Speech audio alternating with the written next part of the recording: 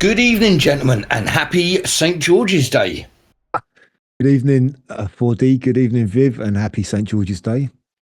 Good evening, 4D. Good evening, Bronze, and happy St. George's Day. It is Thursday, the 23rd of April, 2026, Dawn Teacup episode 61, and it's St. George's Day, in case you hadn't quite got the hint. Oh, is it? Oh, yeah. Yeah. Just a couple of I looked for some significant facts about the number 61. Couldn't really find any, to be honest with you. 4D mentioned one to me before we came on. 6 and 1 is 7, which is 7. The seventh letter of the alphabet is G, so that ties in nicely with St. George. And a bit more obscure, apparently in AD 61, the Roman governor of Britain at the time conquered Anglesey, which was the last outpost, the last stronghold of the Druids. And also the head, the name of which escapes me now, the head of the Iceni tribe in East Anglia, the Britons, died, which the Romans took advantage of and moved in and took all the land, which then resulted in the Iceni uprising against the Romans, headed by Boudica or Boadicea, depending on which one how you want to pronounce that. And she led the Britons in the Iceni tribe in uprising against the Romans and sacked places such as Colchester, St Albans, and even London, I believe, at the time. So that was AD 61, I believe. Yeah, wow. And the only other thing I could find of, I don't know how interesting it would be. 61 is the number of an American TV drama, which was made in the early 2000s, I think, about the attempt to break Babe Ruth's home run baseball record, which stood at 60 in a single innings. Sorry, not an innings, a single season. 60 in an innings, that would be something, wouldn't it? Oh, someone will think you're an Englishman there with the innings. Yeah, a single sitting. Sitting. Indeed. It's just not cricket, is it? No. Yeah, happy St. George's Day, indeed. Chase's birthday as well, allegedly. Yeah. Whose birthday? Whose? Shake the spear. Willie the Shake. Oh, yeah. Mr. Shakespeare, right. Oh, Okay. yes, that's one of my Today in Histories. Yes, that's right, yeah. Just to like a sit rep check. Are we recording yet? Yeah, I literally did it just as Viv came in so that I didn't forget. Yep. All right. Good one. Wanted to check. Oh, actually, Nice. looking at this, I'm totally wrong. I had,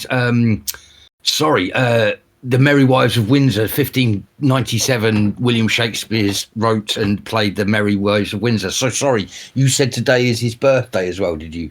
Yeah, allegedly, although it's Right. not confirmed. His exact birthday isn't known because they had to be baptized within 3 days. So it's around about this time, but they've set it today, April 21st. Wasn't he just a lowly semi-literate peasant anyway? Well, we still don't know, do we? There's so many. Yeah, the real Mr. Shakespeare, but yeah, we don't really know. no, we don't. No, We don't. even when I was with the Royal Shakespeare Company, they were saying like that's the best bit. There's some stories it was a woman, there's some stories it was another noble, there's some stories that it was a peasant. I don't think we actually know what the heck was going on and who it was. We probably never will because it's not worth getting into that, really, is it? It's upsetting. I bet it was aliens. It's bound to be. It's absolutely bound to be. But but you got the whole thing that Shakespeare was a villager from Stratford upon Avon, but then isn't that a bit snobbish to say that? Because why can't a peasant write? I mean, I suppose in a way because they didn't back then. No, Yeah, yeah, it's not to say that the peasants. I mean, he wasn't a peasant. He was a son of a merchant, apparently, or something like that. yeah, But, I mean, it's not to say that a person of that standing can't write, but apparently this particular person wasn't very good at writing. That's it's not like they're sort of painting them all with that brush. I mean, sure. I mean, all I'm going on really, I could be way off here, is from the film Anonymous. I don't know if you've seen that. No, I've heard about it. No, no. It's a good film. It's a good film. Watch it. It's got what's that guy Reese somebody anyway. But yeah, it's a film called Anonymous, and it's all about that whole story about all the plays of Shakespeare being written by the what's it Earl of Oxford or something. Yeah, And Oh but yeah, yeah, it's yeah. good. If you can dig it out and find it, it's worth a watch. Yeah, yeah. All right. I mean, Anonymous. pretty sure, you see, that um, it must have had a high level of education. He knew all these Italian texts and these stories. I mean, at the time in Europe, literary Europe, there was a lot of just stories went around countries. So he set them in Italy, he set them in just all over the place, and he's nicked them basically, and then put his own words or their own words. I tend to believe that there was a group of people who were a bit rough, roughnecks, running as you'd have to be. If you've ever been to the Globe in London, you can see the original the reconstruction of the original, and it looks like a bit of a moth pit, really, and you think, whoa, this is, It was. yeah, it It was, was. It was kind of like the commoners' entertainment. It was really It was really frowned upon by the upper classes. To them, it was something not worth. That's why, apparently, as the story goes, the Earl of Oxford, who wrote these plays, had to pretend somebody else wrote them because it's too much of a shame for someone of his standing to be involved in anything like that. yeah, This was like Right, that's right. the lowlives, the theatre. That's all them. The proles, the scumbags, the oh great yeah, unwashed. That's their thing. So totally, totally. I mean, when you go down there to the Globe, around the corner is a bull ring, or no, is it bear baiting? So it was just basically entertainment on the South Bank. Mhm. And pretty rough, really, rough and ready, cockfighting, bull baiting, and plays by Shakespeare. Who'd have thunk it? yeah. So yeah, it's pretty funny to think that. So yeah, there you go. Yeah, over to you, Philby. Yeah. Yeah, yeah. This day in 1348, the creation of the Order of the Garter, which is the highest order in Britain. It's the highest order of knights, of knighthood. So yeah, I thought that was very cool, considering it's St George's Day today. It's also the 1348, the Order of the Garter. You also had the coronation of Charles II in 1661. The English King Charles II crowned at Westminster Abbey. We had the coronation of Anne Stuart in 1702. Queen Anne was crowned at Westminster Abbey. And I thought this was a great one. This day in history, in 1867, Queen Victoria and Napoleon III turned down plans for a Channel tunnel. Yeah, I saw that. Yeah. Saw that earlier. It's in the 1800s, wasn't it? So they were planning a tunnel under the channel, even in that far back, which is quite incredible. Yeah, 1867. It doesn't even seem possible, does it? Yeah. Well, just a quick word on the Order of the Garter, which is, as you mentioned, was it 1340 something? 48. Was it? Yeah, that was the first. I think that was where the St George's Cross became the official emblem of that. I believe, because we spoke about this before. I think last year when we did a thing about St George's Day and St George's Cross, that came up as well, where the St George's Cross became the flag of England. And I think that was where it first appeared as a national emblem, was when it was the Order of the Garter, which was Edward III, I think, introduced that. So yeah, Edward III. Yeah, that's right. Yeah. What was you going to say, Viv? I was going to say that it kind of makes sense that they were planning a Channel Tunnel, because the Victorians were really great engineers, and they'd already built a load of tunnels. Things like they built tunnels under the Thames. They built that walkway. Is it Rotherhithe? There's one at Greenwich, and I think Greenwich. Rotherhithe. Yep. Yeah, you can walk underneath. It's a basically a way to walk under the Thames from one side to the other. So they were pretty good. They could have done something. They could have done it, I reckon.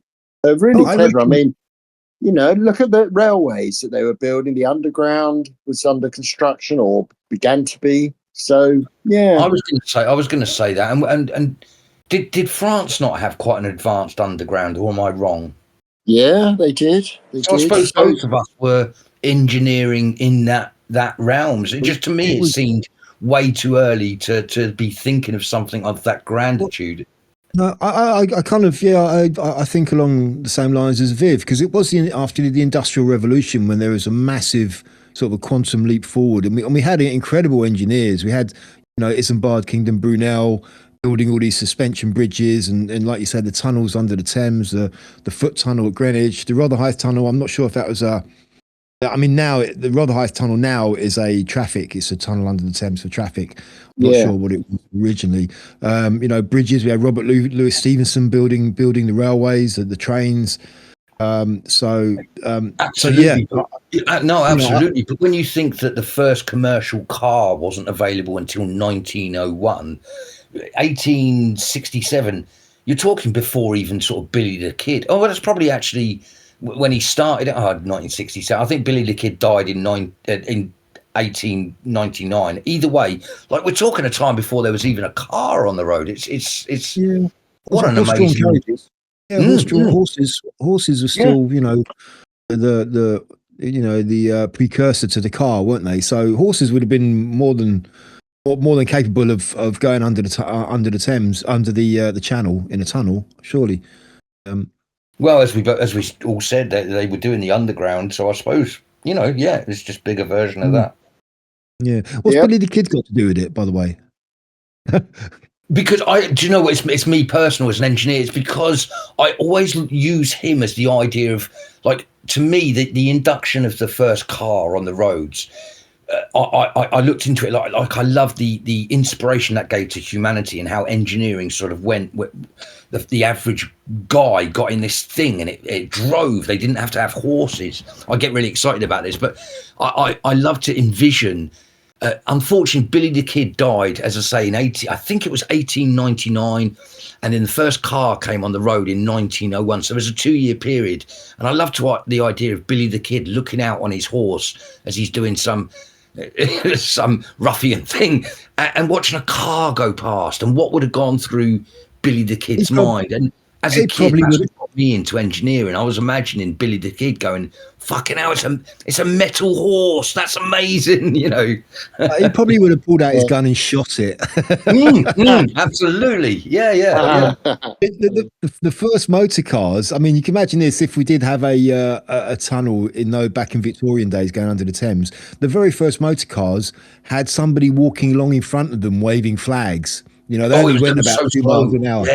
Yeah. Can you imagine those going 20, 25 miles underneath the English Channel to France? Some guy walking, he'd be knackered by the end of it, wouldn't he? The first cars, and that's another funny thing, is that the effort it took to start the first cars, then you would get in the car and it would only go about as fast as you could walk anyway. So the actual transfer of energy was on a minus. You might as well have just walked the distance you were going to go. It's pure novelty.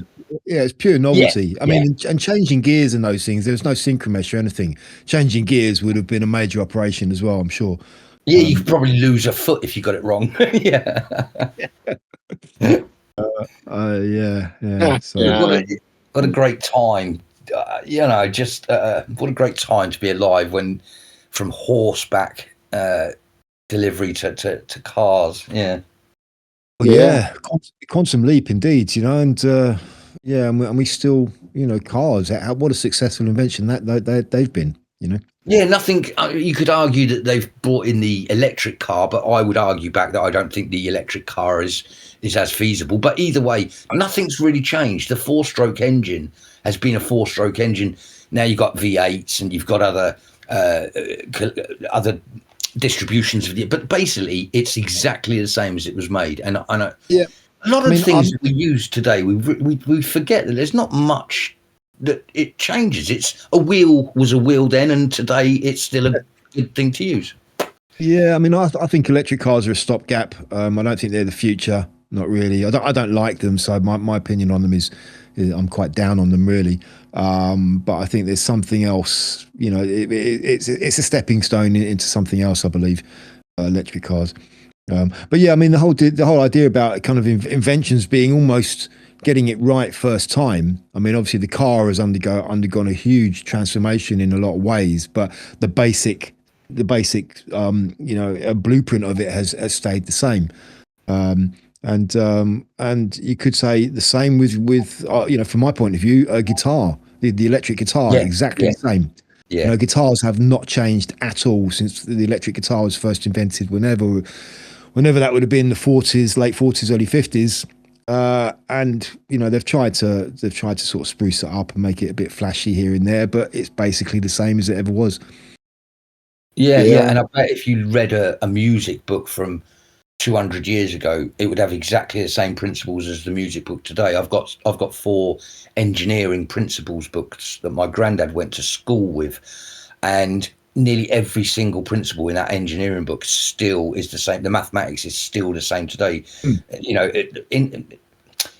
Humans are amazing. Like it seems like once they come up with the solution, that's it. There's just no better way of doing it. That's already a cog is still the best way to trans or a wedge or a lever, a wheel. As I said, all these simple things that came about hundreds and hundreds of years ago, as far as we're concerned, are still the best way of doing the job they were made for.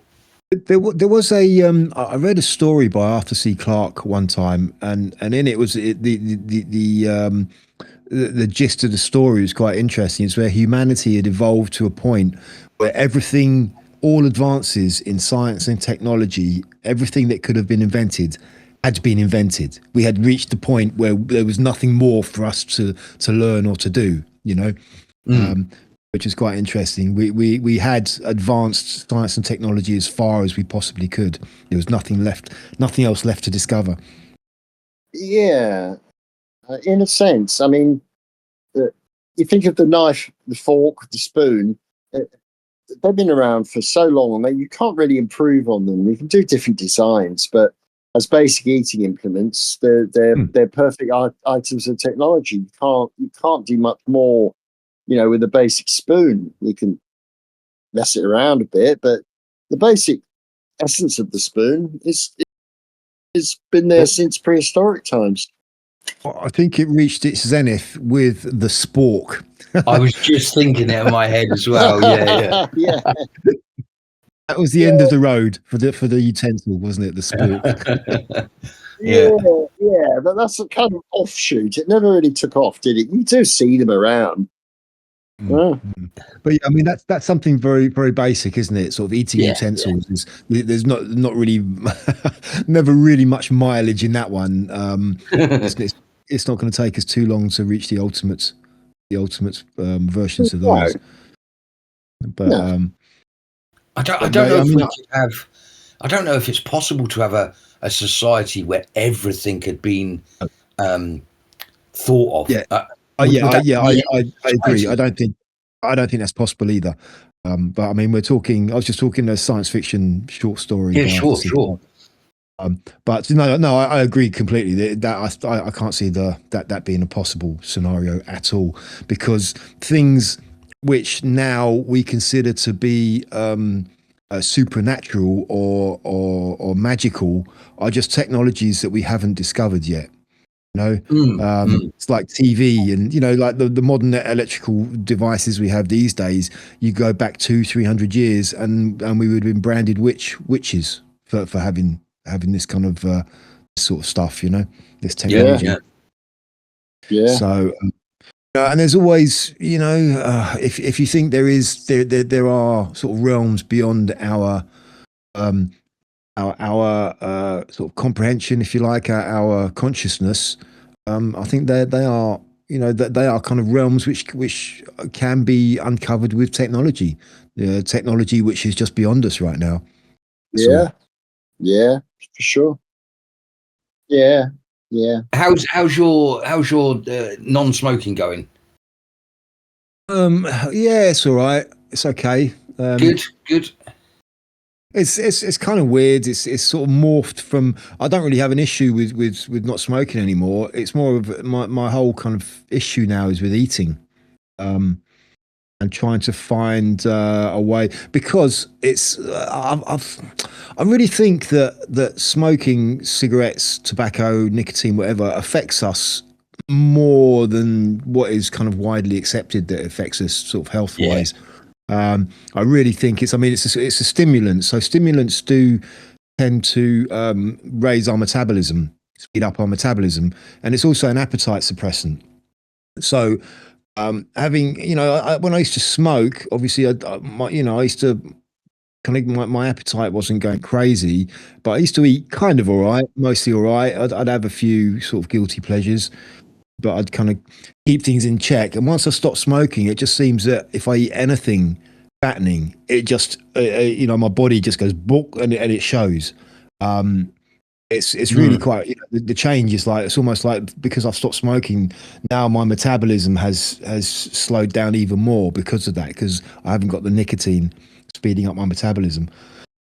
So I'm kind of getting quite sort of drastic. I'm trying to go keto at the moment.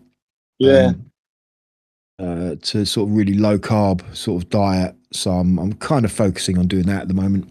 Yeah, it's a good idea. Keto does work. I was on that for a while, and it really works. Yeah, it's meant to have really good health benefits. It's just difficult, and it's very giving up bread, giving up carbohydrates is so hard. It is it is so hard. But trying to find alternatives for bread, basically. And there are a few out there. It does. I mean, you can make your own keto bread, and it's quite simple, really. Just got to get into the habit of doing it using alternative, ingredients. You could try bulgur wheat. Do you know bulgur wheat? Do you know that stuff? No, I haven't. It's quite tasty. Yeah, that's supposed to be all right, I believe. I've got a whole book on keto. They do things like this. The person who wrote it does things like it's standard food, but she just removes carbs. So you got hamburgers. You got everything on your hamburger or your beef burger. Beef patty, etc. Lettuce. But you use cos lettuce leaves as instead of the bread, and I found it really worked. You've got a couple of those big old cos lettuce leaves as the bread, as the wrapping, and off you go. Yeah, I mean, I have come across that. I've seen there are alternatives you can use. You can make, and it's actually a lot quicker than making bread. You don't have to get all the yeast and do all the kneading and stuff. You can use like stuff like flaxseed, ground flaxseed, mix it with egg, some salt, and some baking powder. You just mix it up, stick it in the oven, and 20 minutes, and there you got a kind of a bread substitute. Whoa.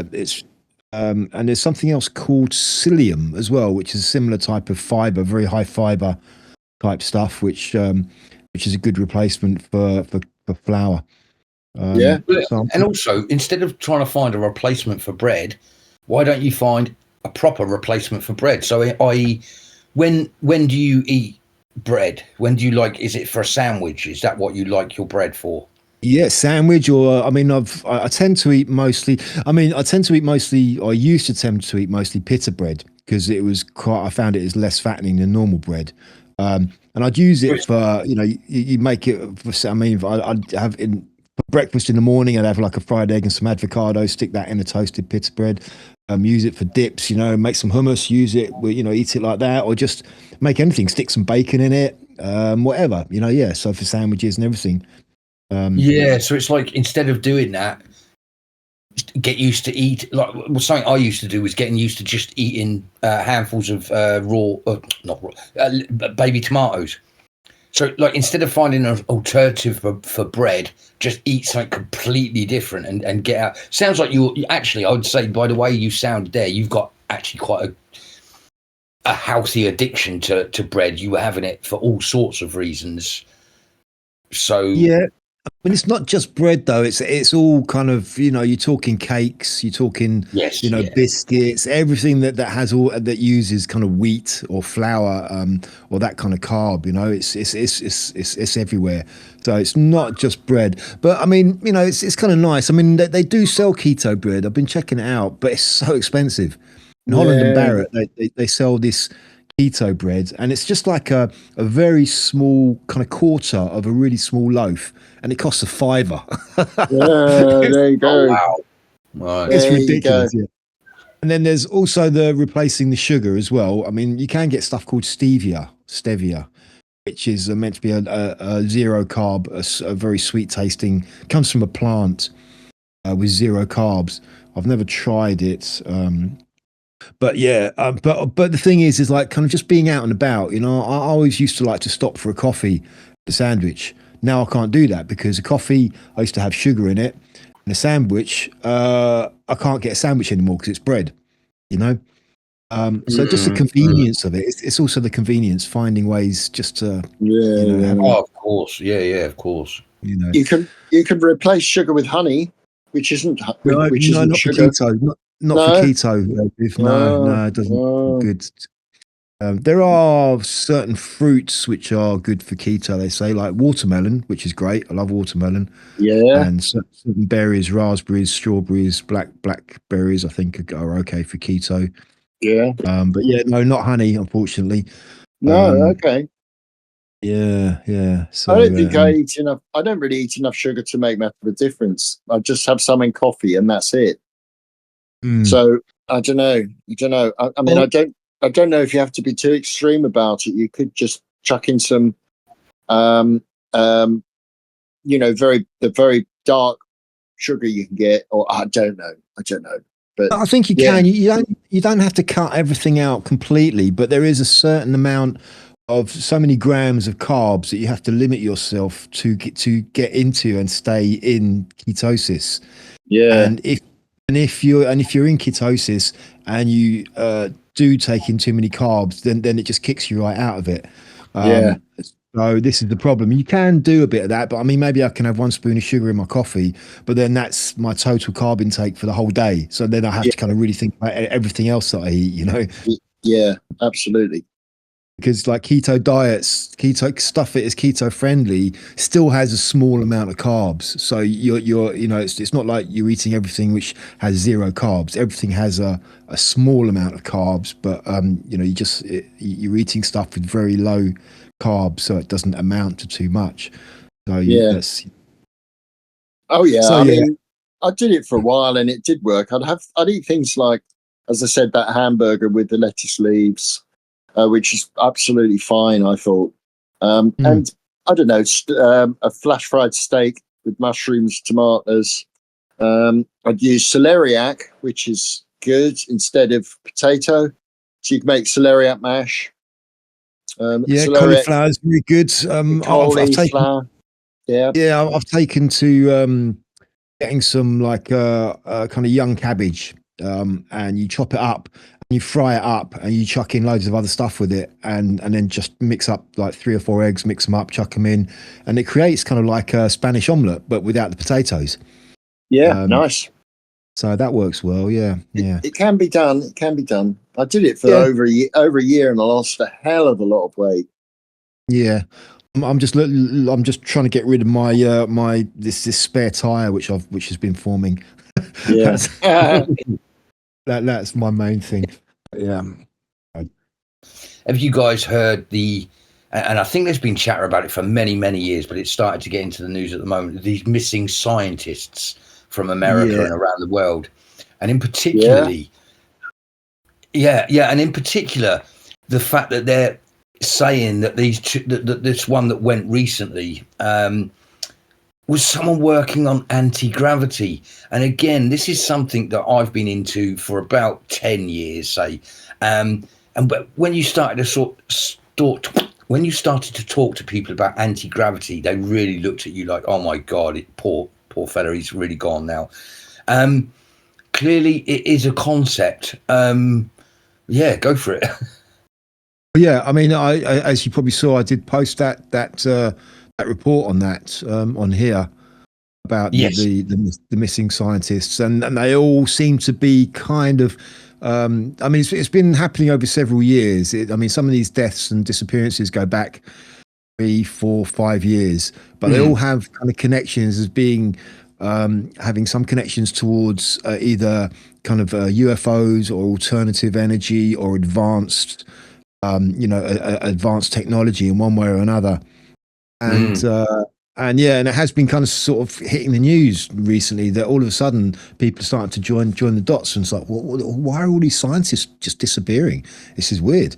And some of them are disappearing very strangely. Some of them are dying, as in suicides, and one or two of them actually stating kind of knowing that something was wrong and stating I am not suicidal, and then dying of a suicide like a week later, a supposed suicide.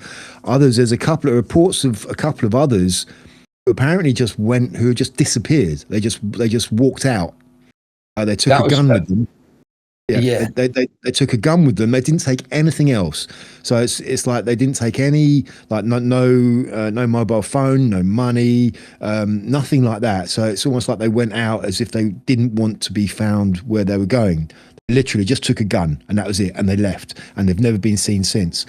Really strange kind of stuff, strange behaviour. So yeah, there was a particularly large amount of those, and I was going to say as if they had been brain controlled to wander off into the wilderness. And there's also another particularly interesting story of one of those scientists' suicide that shot themselves in the back of the head 8 times. I don't know how you do that, but yeah, that sounds like a Clinton suicide to me. What about you, Viv? I don't think Viv has committed suicide just yet. No, I'm all right. No, I was just thinking. This has been going on for a long time, really for ages.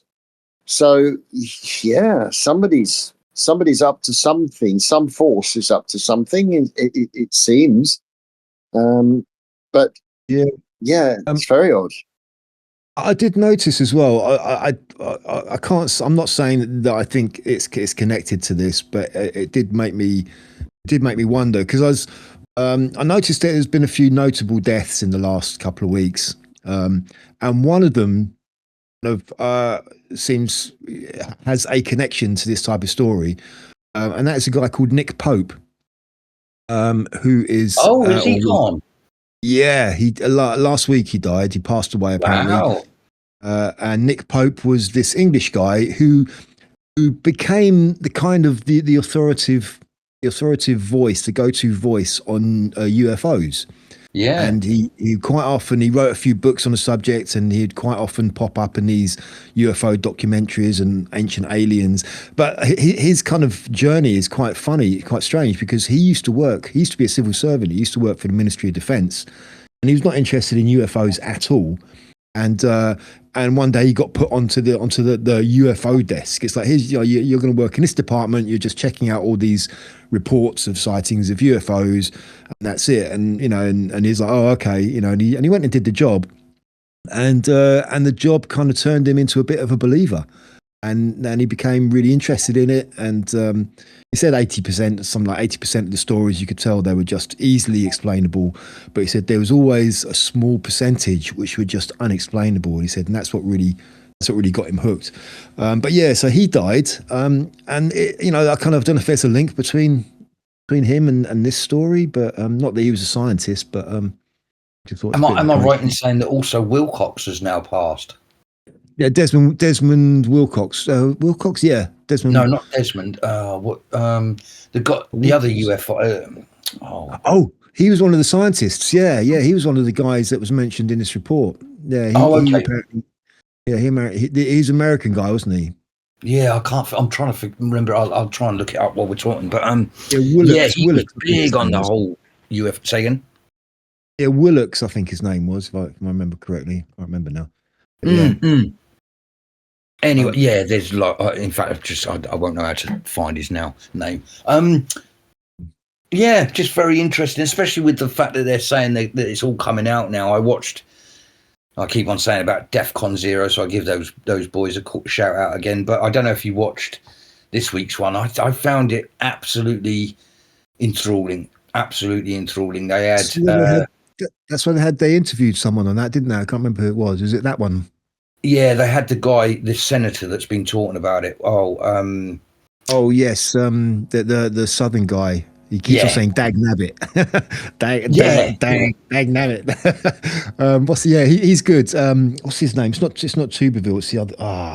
It's one of those weird names that I can never pronounce. I'm looking for it now, but he was supposed to be on there for 20 minutes. They ended up talking for about an hour and a half. It was really good.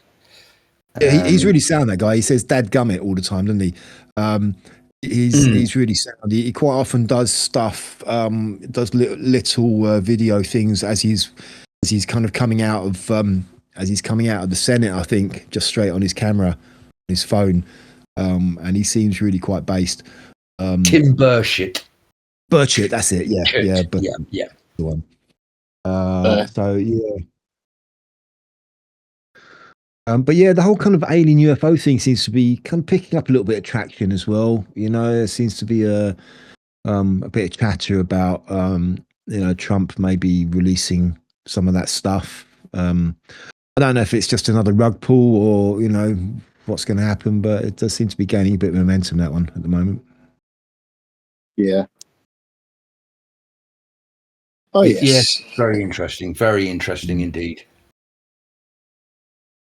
Yeah, another story, which I thought you might have some interest in, 4D, is this thing about the SAS. Have you heard that? About how members of the SAS are resigning in rather large numbers. Yes, I did see that. Yeah, I did see that. And I've seen.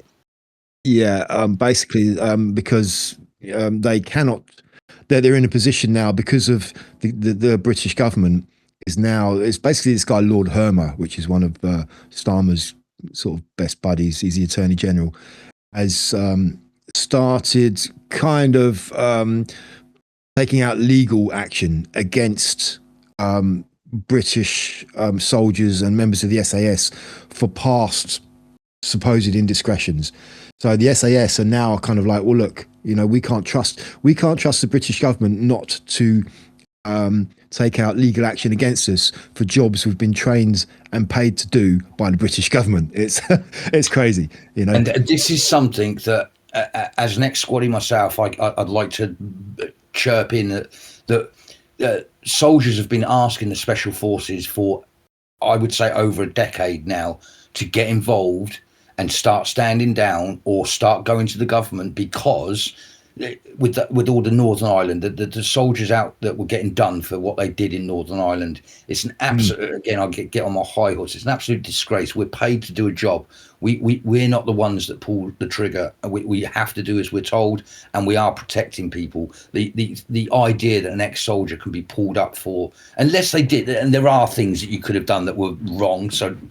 But anyway, and we've been asking the Special Forces to get on board on this. So I'm really glad that at long last, and I will say that after long last, that they are listening to us. But again, I think things have got so bad, they have to listen now, because for exactly what you just said, otherwise every single one of those, if you think any Special Forces, like I would assume that they've done quite a lot of things that are not, that you wouldn't want to hear in a public court anyway. Oh, sure. Yeah. I mean, that's why they're special forces. That's why they are, they are, very highly secretive. Their identities, their actions, everything about them is highly secretive. I mean, and the thing is that, I mean, you mentioned Northern Ireland. It goes back to Northern Ireland, but it's not just Northern Ireland. It's every conflict that the UK forces have been involved in. Probably since then, actually. UK, we've had the Falklands, we've had yourself, like in Bosnia, we've had Iraq, we've had Iraq, we've had Afghanistan, all of that lot, and now we have the Attorney General of the UK government going after them.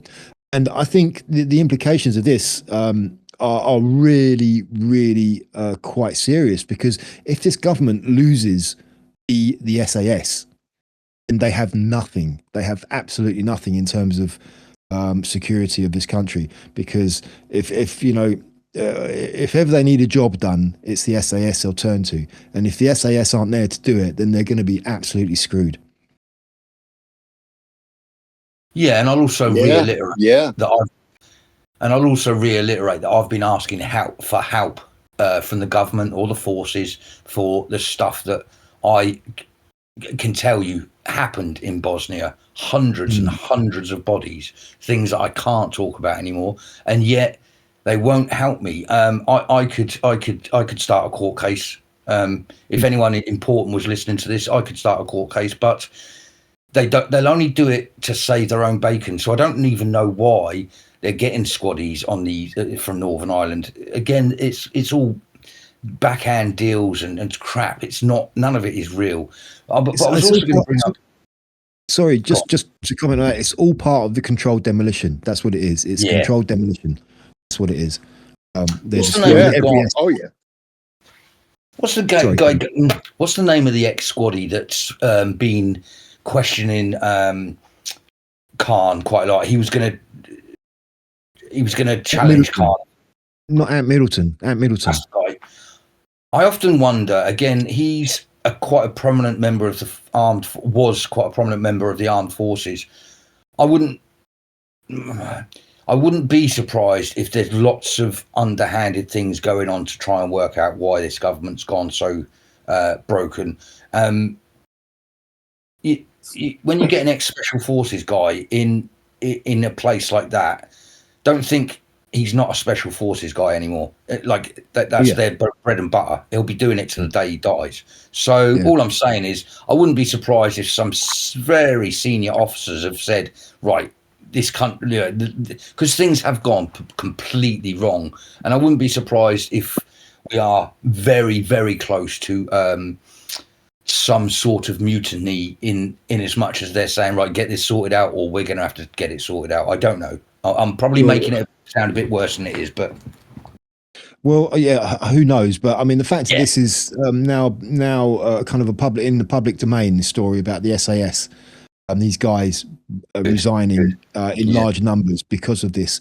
There's something going on here. There is, and it's serious, and let's hope it's going to work out for the better. Is that guy Lord Hermer? He is a piece of work. That guy needs to go. That he's one of quite a few people in high places who should really be behind bars, in my opinion. Quite a lot along with the likes of Mandelson and many others. Really, really. Yeah, awful stuff. But there's so many of them. So many. Yeah, I know. I know. I need to build a new prison just for them lot. These are the literal arseholes that send people out there to do their dirty work, and then want to throw a court case to tell them off for doing what they asked them to do. It disgusts me on every level. Or they're just they're kowtowing to hire whoever's pulling their strings. It's told them, right, you have to start doing this now, for whatever reason, and they're just doing as they're told. I don't really want to kind of get too much onto Starmer, because we talked about that to death. But the fact that he's still trying desperately to cling onto power is absolutely unbelievable to me. Absolutely, the guy has got zero integrity, less than zero.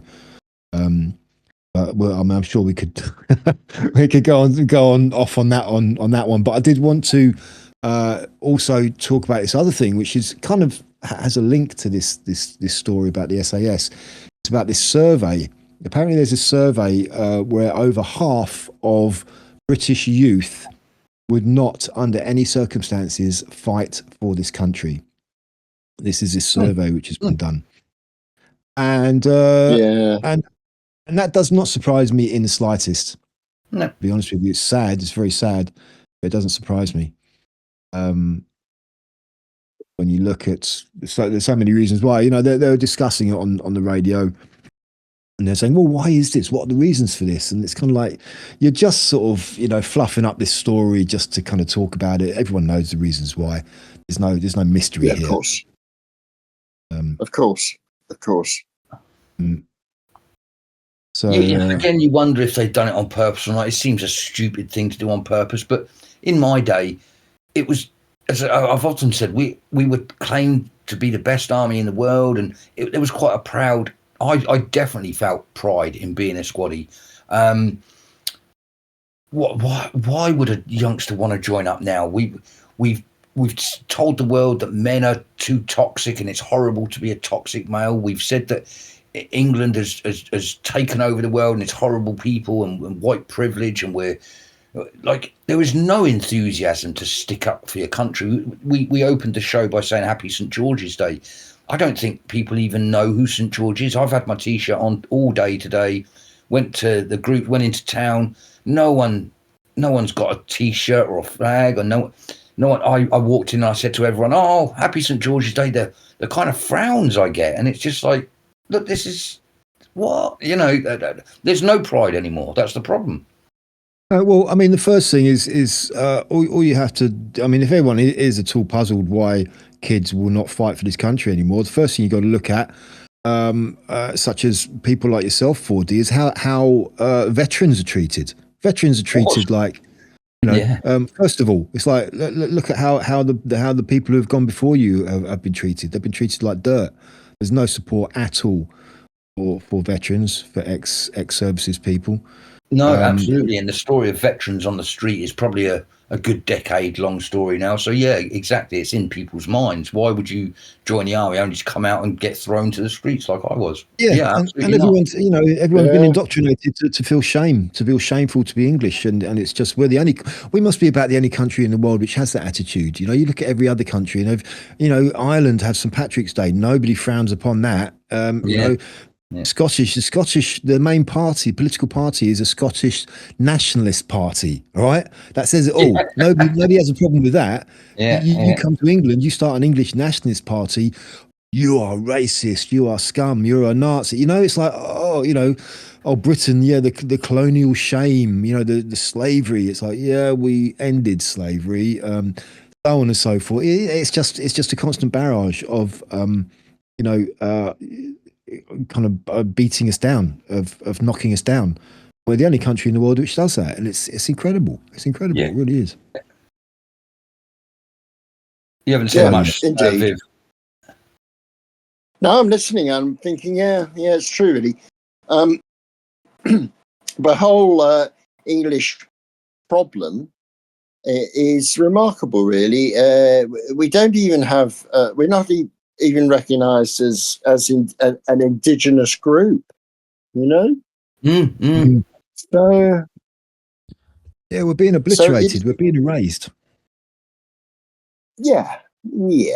And it's for various reasons, such as colonialism and mainly colonialism, really. But also, there's a hatred of the English, an absolute hatred, and that has been used very, very, very carefully by the English people, who run this country, because it's clear to see that the English run the country because the national government is in England and there is no English government.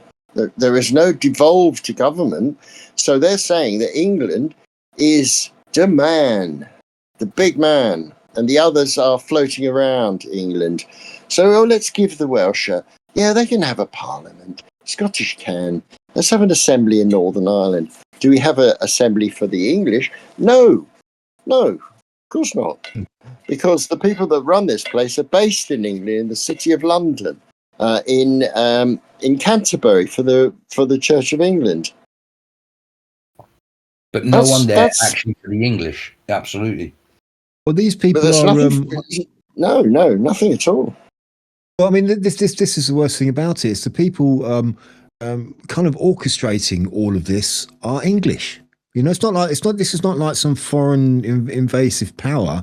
These people are English who are propagating this. That's the worst thing about it. Yes, they're in particular English from a particular class who are indeed orchestrating it. Yes, but they hate their they're self-haters. They hate what they are. They hate their country. They hate their culture. They hate their way of Yes, life, obviously, yes, yes, Really? because they've been yes. brainwashed. They've been And they brainwashed and and conditioned. they do, and they hate us. They Yes. hate us as well, who are the broad mass of the English people. Yeah, they're not beholden to a land per se. They're beholden to power. They're beholden to Ideology Yeah, ideology. Yeah, and it's probably money, probably money and power. In varying degrees as well. yeah. But yeah. But they're cosmopolitans, and those such people have existed in England for a very long time. The cosmopolitan crew. Mm. The people who found used to go over to Italy, which essentially was far more interesting than England. They'd look at the ancient monuments. They'd go to the cathedrals. They wouldn't. Would they think of going to York or Lincoln or Wells or Norwich? Any of those cathedrals? Would they look at our Neolithic sites? Um, they didn't seem very interested, really. It was boring. Let's go somewhere exotic. Now, a French friend of mine, and she's very English now. She's been in England for longer than she was in France. She said to me, she first came to England because she found it exotic. Isn't that interesting? She found it a really exotic country, only 26 miles across the channel, but wow, she got here and it was really exotic to her. Vive la différence. Vive la différence. The Yeah. grass is always greener, as they say. Well, yeah. But the difference between her and the cosmopolitan set have existed since, well, probably earlier than that. But they are descendants of colonialists, and colonialism is not a fashion now. So they don't like this colonialism. So they've decided to colonialize the English because they can't get rid of the colonial drive. They cannot. They need to subjugate and put down the inferior people, and in this case, they've decided that we are. Yeah, but I mean the thing is, we have a colonial past, and it only seems to be the negative aspects of that which are taught these days. And there are many positive aspects. But I mean, we brought so many good things to the world. Along, I mean, there were some bad things, of course, but but it seems to be, I mean, you talk about other European countries. You got France, you have Spain, you have Portugal. These were colonial powers as well. The Dutch, they were colonial powers in their times, but they don't seem to be kind of have the same light shined upon them as the English do in that respect, in terms of bad colonialists, bad people. Yeah. What you did. Yeah, there are elements in France who, and in the other countries you mentioned, definitely. But I honestly think I've spoken about this before, but there's an idea called endo-colonialism, and when colonialists are chucked out of the countries they've colonized, that doesn't end their propensity to colonize. In other words, to rule over a subjected race. A subjugated race, rather, they just take it back home and they colonize their own people. And that's what they've done. Yeah. See, it's like a thirst they can't quench. They have to must colonize. No matter where I am, I just have to colonize. Have to do it. And everything they say is a lie. Every word they speak that comes out of their mouth is a lie. They say things about equality. Well, come on. The new word's equity now. Well, people aren't treated equally, and people aren't equal either. People aren't equal. Yeah, I hate that. It's to think that we're all equal it's such a stupid concept. Some people are faster than others. Some people's eyesight is better than others. Some people's hearing is better. To think that we're all equal is just so silly. We should be equal under the law, though. Right. That's kind of an abstract thing. But the whole thing about equality, it's all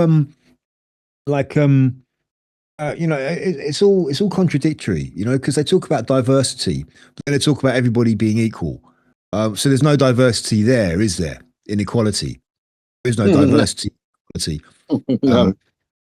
So, and you kind of spread that to something like globalization, where they want to, for instance, the EU, where they want to basically turn all of the European countries, which are really diverse to begin with, they all have their own languages, and really for such a kind of a small area of the planet, you look at the difference in languages and cultures, it's quite incredible between England, Germany, Spain, Italy, whatever, France, all with their different languages.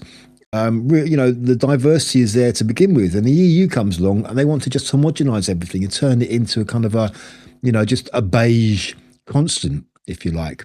They want to do away with diversity. They want less diversity. It's just contradictory. It's the whole messaging is designed deliberately to confuse, I think. I think it helps to realize that when they say these words, these abstract words that they're so proud of, which don't, it's kind of puzzling sometimes. They mean the opposite. When they talk about equality, they mean inequality. When they talk about diversity, they mean homogeneity. And I mean, it's kind of like it's projection, yeah, of course, because they want this cosmopolitan world that they float about in, where everything's like really beautiful, I mean, I remember that wrinkled peasant I took a great photo of, and then we went into Rome, and we've got nothing like that in England. Well, no, of course we haven't. We've got things just as venerable, just as interesting, just as exotic, So, yeah, of course. I mean, there's so much literature about this, about that mindset, the colonial and the cosmopolitan mindset of the British ruling classes. So, yeah, it's inversion, and we're getting serious inversion now, where good is bad and bad is good, and things are the world is turned upside down. These people, what are we going to do with them, eh? What are we going to do with them? As we were saying earlier, the latter part of the 1800s, we were with France discussing whether we should build a tunnel between us two countries. We went to Africa because we were cleverer than they were. We were better than they were. They didn't have roads. They didn't have sewage. All of the countries that we took over, we didn't. This word colonialism, colonialism. It's not a negative thing. We did massively amazing things for people. We saw our neighbours. We thought they're struggling a bit. We'll give them a hand. And yes, of course, we took some of their wealth and we took some of their stuff because we wanted payment for it would have cost us a great wealth to go over there and help them. This idea that we were all scumbags going over there to steal their land, again, I find it horrible. We're a great nation. We stopped the Nazis. We stopped slavery. We were a great nation. Well, I mean, it's also a thing about where do you draw the line time wise? Because you could look at the Roman Empire in the same way. They were colonizers. They were colonizers. They brought a lot of new technology and civilization to lands that they took over. And they were brutal. The Romans, they were fucking brutal, much more brutal than the British were. But nobody ever talks about reparations from the Italians, do they? No, no. It's said when the Romans. It said when the Romans came over here, they thought we were absolutely backwards, and the Scottish were apparently worse than us, and they laughed at us. So yes, they were brutal and they were terrible, but they brought us roads and agriculture and sewage systems and stuff. So again, I don't want reparations for the Romans. I'm sure they did the most brutal things that's ever been done to my ancestors, but I couldn't give a rat's ass. I've got lots of everyone outside of the current Roman Empire at the time, the Romans considered savages or barbarians. If they weren't Romans, they were barbarians. They were there to be conquered, and you know what, and we probably were, because we were just pagans, tribal pagans, were the same as most of Europe that the Romans conquered, and they kind of did bring civilization and technology, and they raised the standard of living. They did advance our way of life. but they were brutal. Sure. But yeah, I mean, I'm not asking for reparations from Italians. I'm just saying, why isn't all the people asking for reparations for slavery because of the British? Well, what about the Italians? They had slaves. The Romans had slaves. Go and ask them for reparations. Because what the about people Barbary? asking, the people, yeah. What about the Barbary pirates? The people asking for reparations are grifters. They can see that they're facing an increasingly weak British government who is terrified of this thing called racism and will just hand over loads of our tax money. People who've never taken part in colonialism, never taken part in slavery and subjugation. I'm kind of against colonialism, though. I think people should be left to their own devices and Absolutely. develop as they will. You know, if I'm sure that there are. I mean, Africa is incredibly genetically diverse. They just have black skin, but genetically they're or dark skin due to the effects of the heat.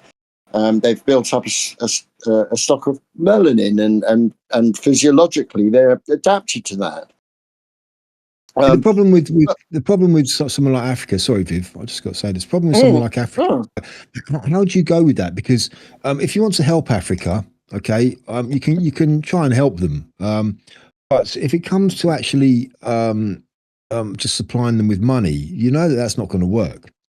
Because the culture is that money is not going to be used for what it should be intended to be used for.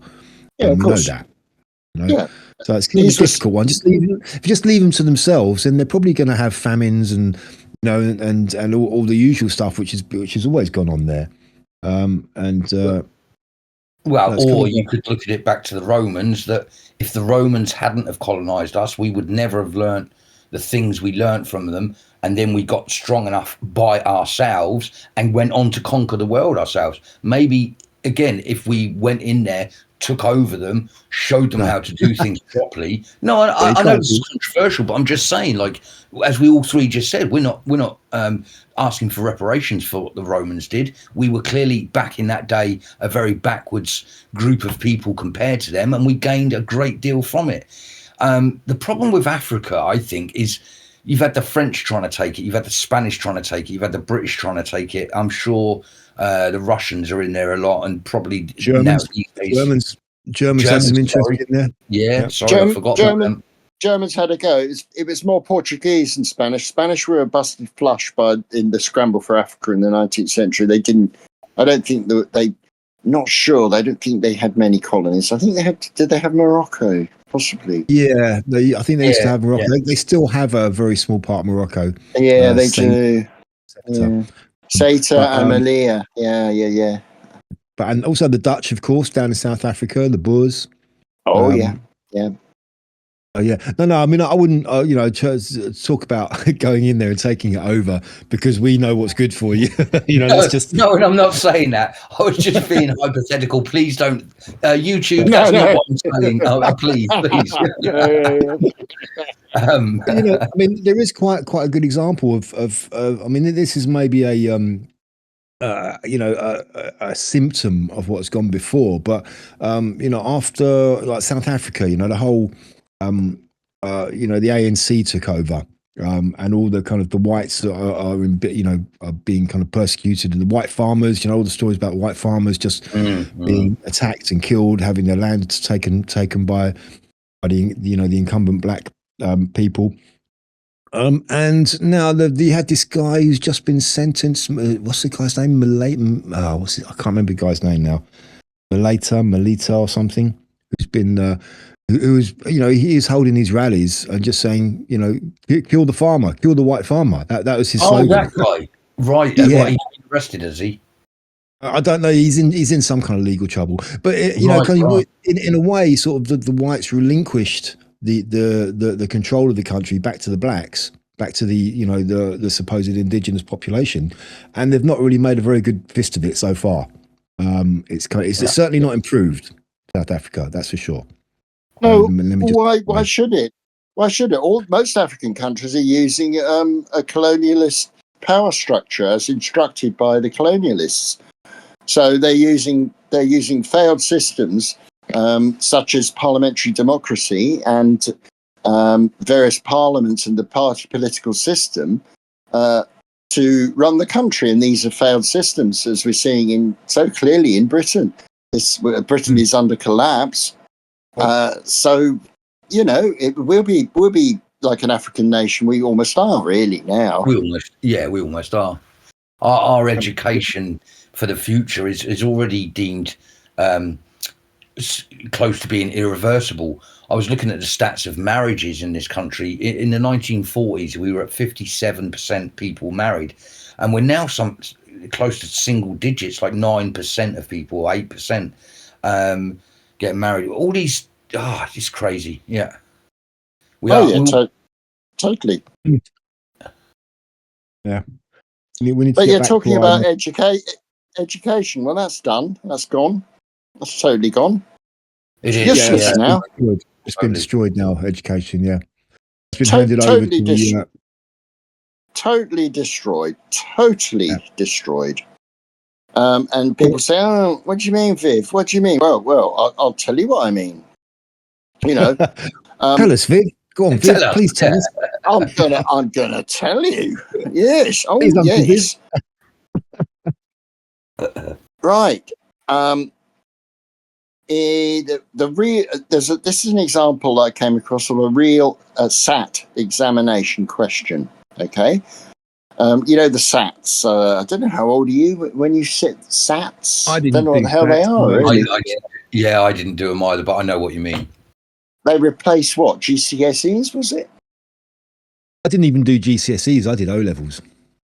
All right. Did they replace O level? O levels, which GCSEs, which replaced O levels? Are there SATs? I'm trying to work it out. Are these 16-year-olds being asked this question? Here's the question, right? Reading passages now have been shrunk down to 24 words, and they have tick boxes, A, B, C, D. Okay, this is a text, right? Now let's pass this. The text runs like this.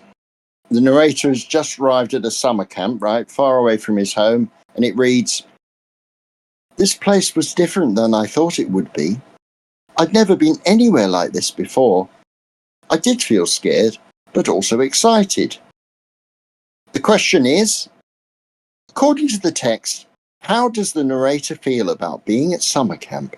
A, he feels overjoyed. B, he feels peaceful. C, he feels both scared and excited. D, he feels both angry and jealous. For what kind of exam is this? Is this an English exam SATs. or what? SATs. Yeah, but what is? Yeah, English. So we think they're for GCSEs. So your O levels. Yeah, no. But what subject? What subject though? English. Not mathematics. English comprehension. English. No. Right. Okay. Right. No. So the text reads, "This place was different than I thought it would be. I'd never been near somewhere like this before. I did feel scared, but also excited." And question C says, and that's the correct answer, he feels both scared and excited. Yeah, I don't understand why that's the most simplest of questions, but also what's that got? I suppose it's an examination. It's an exam, isn't it? Ridiculous. Yeah, are we saying that our English is so washed down that we need to have a simple question like that? That's ridiculous. Yes, that's right. All I remember about English comprehension exams, you were given a title, or a selection of titles, maybe 4 titles, and you had to write a story. Pick one title and write a story of so many words, and that was the English exam. It wasn't all this multiple choice rubbish. It's just like you had to actually use your brain and create something and write it all out in the space of however much time you had, 2 hours or whatever it was. This is training people for very low level work. Yeah. Well, it's not training people at all. It's training people to be stupid. It's training people not to have any literary skills at all. Can you? I mean, I'm surprised they don't have sort of text speak exams. Oh, they will. Don't worry about that, mate. Yeah. Oh, mate, don't worry about that. So the final of that 3-sentence that 3-sentence paragraph ends, "I did feel scared, but also excited." And the answer is C. He does feel. He feels both scared and excited. Now, a 6-year-old used to have been able to answer that, surely. Yeah. Yeah, that is about that level, isn't it? Yeah. You're reading a children's book for a 6 or 7 or 8-year-old. Yeah, if that is how they're testing 16-year-olds, then we are screwed. We are really screwed. Oh, it is, mate. And you should see the maths. I haven't got the time or I can't be bothered either to pull up. But you should see them kind of maths questions now. They're yeah. I mean, it will blow your mind. But actually, I failed English in school. I don't know why, but I was dyslexic. Yeah. That's But if that had been the question, I would have passed English. And I'm telling you now, there's no way I should have passed English. I am terrible at English. Still today, I'm terrible at English. If you were dyslexic, 4D, surely you didn't fail English, you flayed English. Nice. Nice. Good one. Which is why you got a pot, why you passed, obviously, because you flayed it. Yeah, absolutely. With flaying colours. Oh yeah, very good. But maths, I've always liked maths, and I was good with numbers, so I passed maths, and I felt good about the fact I didn't. Yeah, I got bullied about the English, but I felt good that I was good at maths. If you give them all these kinds of questions, they're just all going to pass everything, not feel great about anything, not learn how to go out of your way. Like, I had to learn how to spell and learn how to get around the fact that my brain can't spell for toffee. Coming back to the whole Channel Tunnel, fucking 1800s, we were going to build a tunnel from one country to another, and now you're asking 16-year-olds to determine whether someone's happy This is the principle of equity, isn't it? This is what it's all about now. Yeah, we are in the times of equity. It's that naughty stare generation, the ones that didn't believe in no, you can't have first place in a race because now little Jimmy's crying because he came third. I wonder, right? I do wonder when I was at school, right? Every year, each year we had, like, in my school we had 6 years, right? And in each year there were 7 classes, all right, and they were numbered 1 to 7, all right. And you had the first 3, the 1, 2, and 3 classes were the kind of the brainier ones, and you had the 4, 5, and 6s were the less brainy ones, and then you had the 7s, right? And they were the remedials. They were the thickos, right? Yeah. The ones not necessarily thick, but just didn't have, the capacity to sit and learn in a classroom for whatever reason. Thank you for adding that, because I was in that class for English. Yeah, but you know what? I kind of think nowadays schools still have that, because surely that is just a total no in this day and age. Probably. To have the class that everybody kind of looks at and says, "Oh, you lot are the thickos," Well, that's so unpolitically correct that they would never do that. So, what is the answer? Do they just have those people in the other classes, and who probably end up disrupting the class and holding back the pupils who are better at learning? You're correct. You're absolutely correct. Yes, that's how it happens. I have to make a correction to my earlier comment. SATs, apparently, that examination is Key Stage 2, which is compulsory in English schools, and it's the end of primary. It's age 10 to 11. So perhaps it's a bit more understandable. Yeah, that's not too bad. Well, it's still pretty shit, though, man. It is. It is. I mean, you're talking 11, 10, 11, aren't you? Yeah.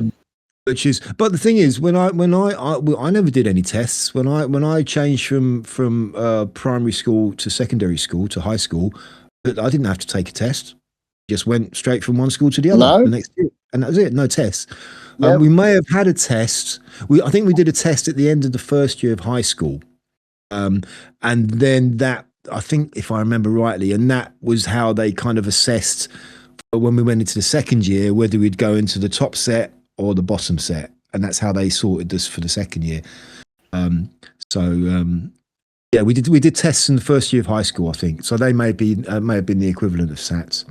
That's like 11 years old. We were 11 years old around that time. So of course. Yeah. So Yeah. I don't know. I remember reading Charles Dickens' Bleak House, and there's a character in there called Mrs. Jellyby. She's a very interesting lady. She's basically she does this thing called telescopic philanthropy. She's obsessed with her philanthropy to the African people, and bear in mind, Bleak House was written in the mid 19th century, and so she runs this home where she completely neglects her children, and she's more fascinated in helping the African children than her own children. It's very telling. Jellyby is a very telling character in Bleak House. You know, she, her children are just running wild. She doesn't notice this. She's not interested. You know, she's interested in this distant subject where she's helping the poor Africans, but her own family are destitute. Yeah, that's I think is kind of symbolic of what has these days been coined suicidal empathy. Yep, there we go. That's why I mentioned it. With everyone more concerned about all the migrants coming over here than they are of actually their own people who are already here, and they're willing to destroy their own way of life to accommodate these foreigners. Yeah, that's exactly why I brought that up. Yep. She's a wealthy woman as well, Mrs. Jellyby. A real philanthropist. Well, yeah, you know.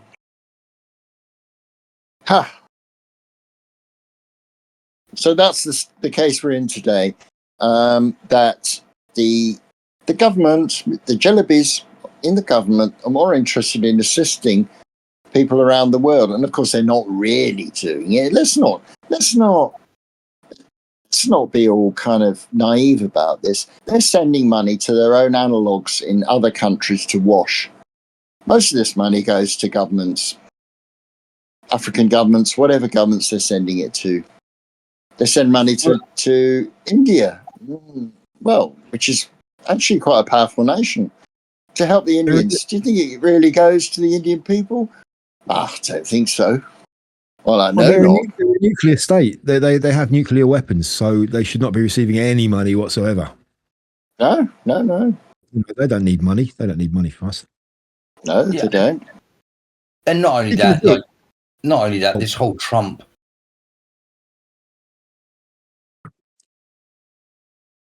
and billions and billions and billions of dollars. You know, all of the countries of the world are going to be involved in it. This is how they have their lavish lifestyles. This is how they rape us of all our money. You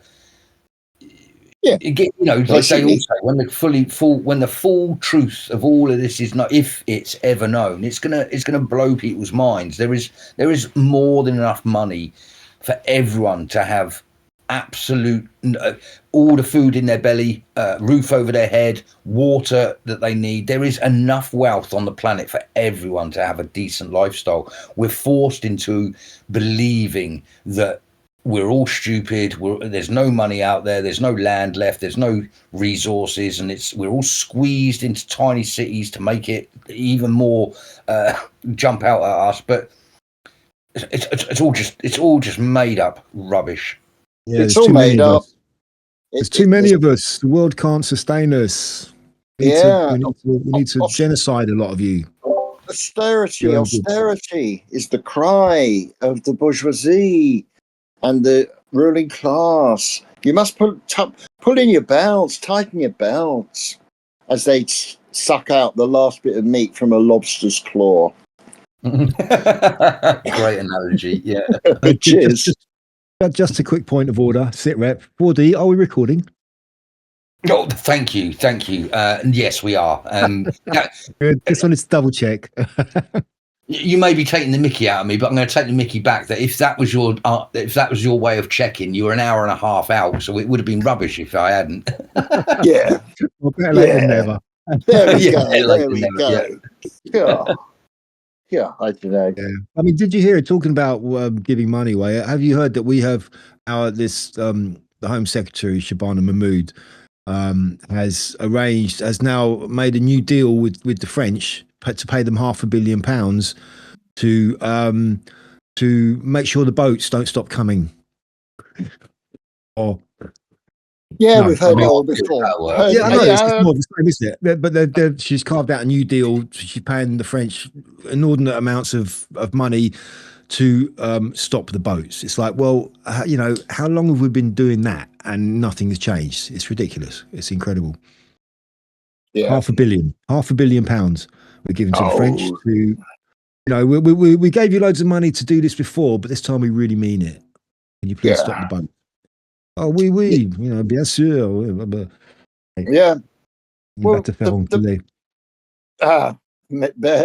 yeah. C'est vrai. Yeah, it's bollocks, isn't it? Really, let's be honest. It's absolute bollocks. Like everything that's coming from this government. I kind of think it's money laundering because it's so obvious. It's like this is the same thing you've done before, and you're just doing exactly the same thing again. Except with more money this time. It's like, so this doesn't work. The French aren't going to stop, but why are you giving them all this money? This money is not going towards that. This money is going somewhere else, and it's going somewhere else, and that's the whole point. This is just a front. I'm sure of it. Yep, totally agree. End of rant. Yeah. Yep. Okay. Shall we move on? Yeah, a couple more. I did mention. Sorry, just quickly, I did mention a notable death earlier on. There were a couple of others which I noted. One was a guy called Desmond. You mentioned when you were trying to name that guy earlier, 4D, but this is an English guy. I think his name was Desmond Wilcox. He wrote The Naked Ape. He was a zoologist.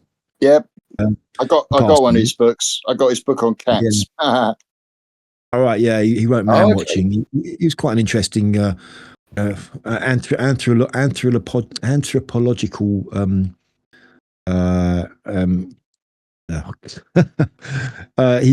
his observations of humanity are quite interesting. And also somebody else, 4D, this may not mean that much to you, but Viv, I'm sure you remember the Osmonds family. Crazy horses, crazy. Yeah, horses. They're one and only the best tune they ever did. Alan Osmond passed on. Oh, and I was looking at that, and I looked at the Wikipedia page of the Osmonds, and they were incredible. They were like I think they were Mormons. They're from Utah, the whole family. They were, yeah. There was 9 of them, right? The father and the mother, and they had 9 kids. Okay, and almost I think 7 of them were all musical. You had the Osmonds brothers, which was 5. Then you had like the youngest Jimmy. 4D, do you remember a song called Long Haired Lover from Liverpool? No. Okay, forget it. All right, that was Jimmy. Yeah. Then you have Marie, but this is an incredible stat, right? They've 9 kids, right? And the parents, George, and I think the mother was Olive or Olivia. From those 9 kids, they had 55 grandchildren. Can you imagine that? Can you imagine like a Christmas? What a nightmare. Or Thanksgiving. Whenever there's a family get together. Whoa, you got to hire a bloody big concert hall to accommodate all that lot. Yeah. And 55 grandchildren, right? And you add that plus you got the nine siblings, right? So you got 55 and 9, so that's what, 64, right? So can you imagine birthdays, right? There's only 52 weeks in a year, right? So there must have been, on average, there's more than a birthday a week. It's incredible. They must have, buying birthday presents every week for keeping track of all that. Wow. Every week they're sending out cards and presents, and it's a full-time job. Yeah. Bloody hell, 55 grandchildren though. That's mind blowing. So yes, R.I.P. Alan Osmond. Going back to that. It was the Osmond family, and it was the Jackson 5. They were the two kind of the boy bands of their time, the early 70s, weren't they? Yeah. The boy And, bands. it's a Of the shame, day, yeah. like, The Osmonds, they did Crazy Horses, which is a really kicking tune. That was a really good tune. But everything else Yeah, they it's, did was really kind of schmaltzy pop, which is a yeah, shame. yeah. Crazy Horses was them going rock, really, wasn't Yeah, it? it was. Yeah, I mean, There's and it screaming guitar. was really good, and it was a song about the environment as well. Crazy Horses was songs about motor vehicles and pollution. If you Yeah, listen to the lyrics, it is. Yeah, yeah, yeah. kind of ahead of their time, but yeah. Oh, yeah, But yeah, so sorry, just for I needed to interject that. So if yeah. if you're going to move on to somewhere else before I butted in, please go ahead. Oh, um. Well. Obviously, what I'm going to move on to, because we've got 20 minutes or so left, is that nothing happened in Epsom. Nothing happened. What's going no, on there? yeah, no, nothing at all. It's been getting very heated. Today I was out in the town and I've never seen so many police officers walking around the place. What are the It's a police really playing weird at? situation at the moment. Really weird. Well, I don't They're- understand. I don't understand what the police think they're doing. Because they're fucking it up either way. They're screwing it up. It's what Are you idiots? Are you absolute idiots? They're being told to do this, but apparently the woman was confused. She appears to have fallen over, bumped her head, and imagined the whole thing. This has been this is the new narrative. When did that come out? When did that come out, bud? Nothing happened. That came out today. That's an official statement by the police. Yeah. Yeah. She made it up. That she made it up. That's what they're saying. She didn't exactly make it up, but No, it never I happened. will have to look into that because I hadn't seen anything from today. Well, if it never happened, it was reported though, Viv. So I'm presuming that she reported it. So she either made it up or it happened. So and the police are saying that because it didn't happen, then she must have made it up. She's. Well, she's not saying they made it up. No, but they're saying. But that's the obvious conclusion to what they are saying, isn't it? She either made it up or it happened. It's one or the other. If it didn't happen, then she made it up. You can't, there's a middle ground here. The woman, what happened basically? The woman involved, a police spokesman added, the woman involved has given us permission to share this information, and she continues to be supported by the relevant services. Essentially, that that she didn't make it up exactly. She bumped her head. She fell over. She bumped her head. That's what they said. That's what they're saying now. Okay. So hold on. So this doesn't make any sense, Viv. She fell over, bumped her head, and then thought she'd been raped. Thought she'd been gang raped for 2 hours. Is that what they're saying? Yeah, essentially. Yeah. Come on, that makes no sense whatsoever. That's ridiculous. That is an insult to our intelligence. I'm sorry. Slow down. There's several aspects here. So the first aspect is that where the rumor.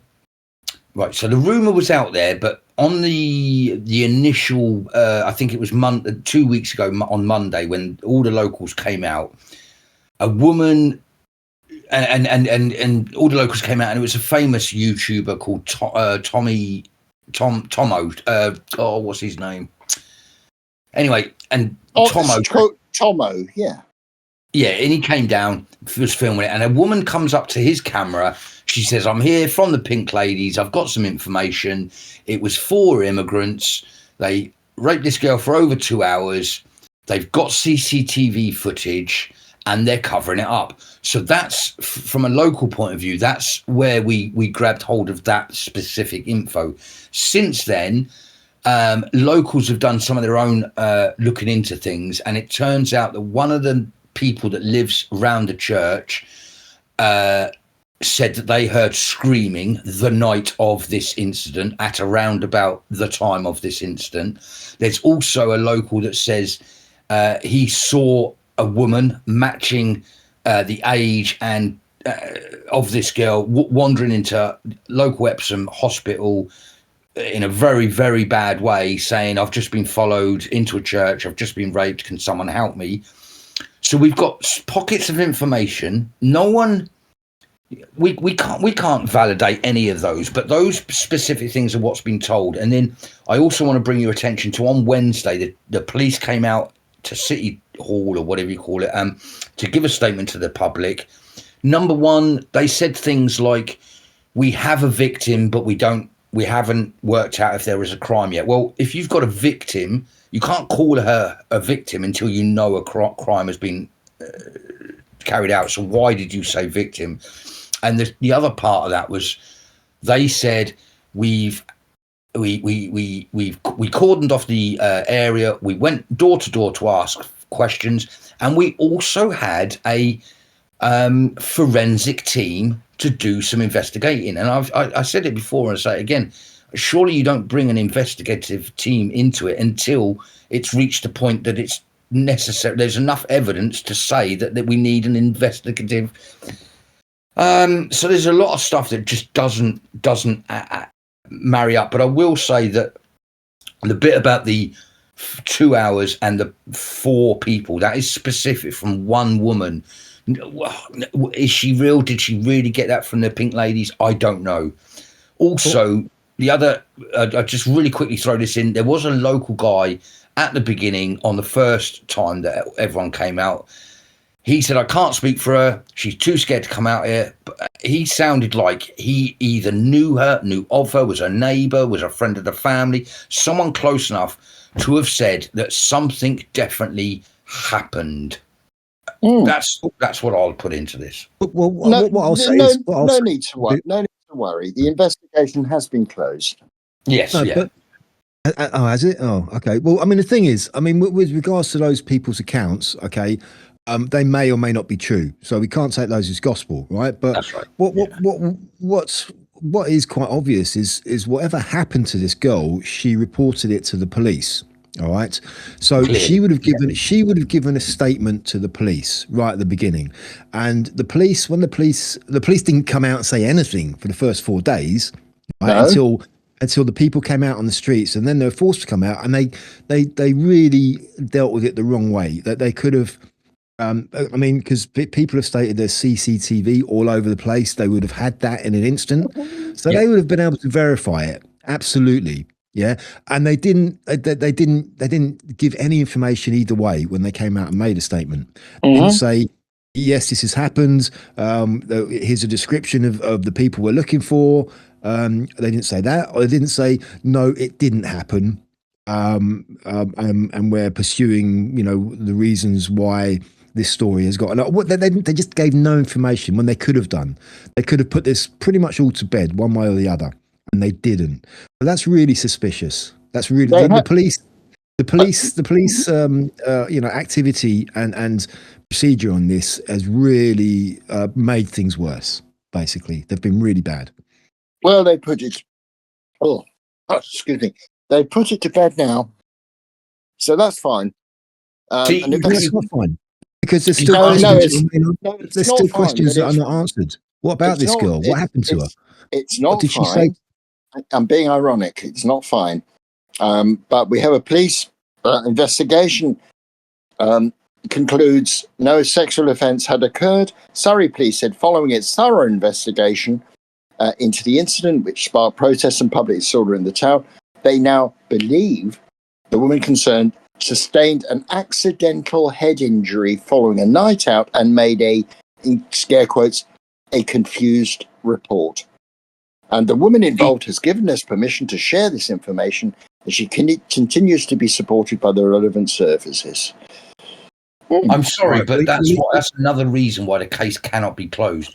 If someone made this up, because I'm sorry, I fail to believe that someone can bump their head and believe that they were gang raped. So if someone has made this up, I want every local to know who this girl is, because she is a very dangerous woman. That is absolutely disgusting. 4D, can I just say something about that? Unfortunately, this is quite a common occurrence. This happens more than you'd like to know about, really.